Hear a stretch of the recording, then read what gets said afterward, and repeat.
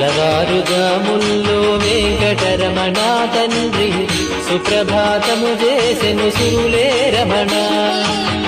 పంచామృతములతో వెంకటరమణ తండ్రి నిత్యాభిషేకములే నిత్యము రమణ.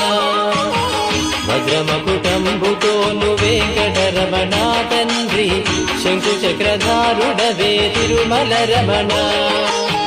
మూడు నామాలతోను వెంకటరమణ తండ్రి ముల్లోకములు ఏదడి మూర్తి విరమణ.